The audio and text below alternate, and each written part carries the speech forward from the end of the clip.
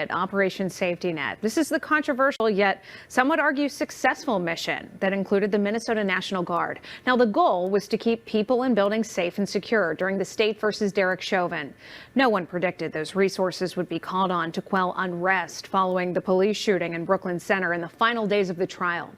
Investigative reporter Ryan Raish was the first to tell us about Operation Safety Net back in December. He joins us now with the reception it received. Yeah, 12 weeks, Jackie. That's about how long it's been since Governor Tim Walz signed the executive order that called members of the Minnesota National Guard into active duty. Over those 12 weeks, the Guard would be called on to support the other law enforcement agencies and would be a visible presence throughout the Twin Cities. From street corners to the front lines, the Minnesota National Guard joined police agencies for weeks on end for a deployment unlike anything in its history.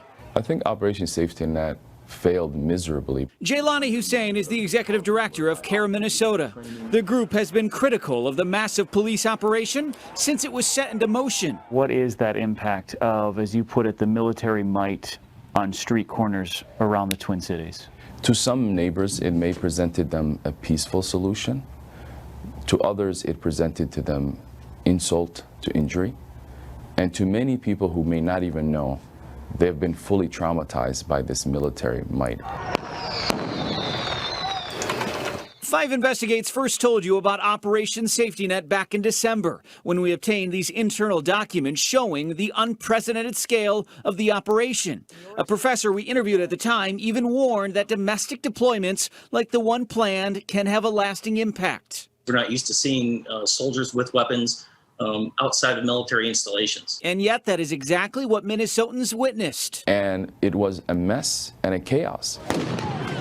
Hussein believes night after night of clashes with protesters in Brooklyn Center was unnecessary and out of line.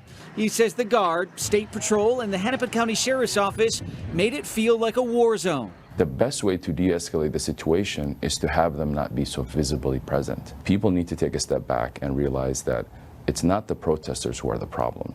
It's the law enforcement. But law enforcement, including the Guard, was met with its fair share of resistance, from water bottles and bricks being tossed over the barricades in Brooklyn Center, to even members of the Guard being shot at in Minneapolis. Their show of force has received mixed reviews, as seen on the Guard's Twitter page. Some showing their support, while others are convinced the Guard was called in to terrorize black communities. Guard leadership turned down an on-camera interview, but the Hennepin County Sheriff was quick to defend the overall mission. If we didn't have Operation Safety Net, it would have been a much different outcome in Brooklyn Center. Sheriff David Hutchinson calls the operation a success, since buildings didn't burn and there were no serious injuries. Sheriff, there are some who feel this was a dramatic militarization of police. Is that fair criticism? People have the right to their own opinion, and I would say to that, like, nobody wants to see military on our streets, including myself, but we had to be prepared. We cannot allow what happened last year to allow in our great city.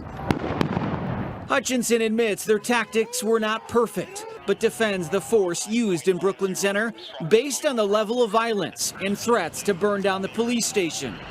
Now, as the National Guard leaves town and the community begins to heal, there are many questions about what's next.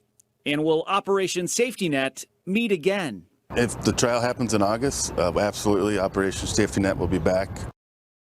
According to Operation Safety Net, there were a total of 270 arrests. Most of those occurred the week of unrest following the death of Daunte Wright in Brooklyn Center. And Jackie, one question that remains is just how often will this joint operation be called upon? You saw the sheriff say they expect to kick it into gear again if there is a trial come August. We know they're prepared. We certainly hope they aren't needed. Ryan Raish, thank you.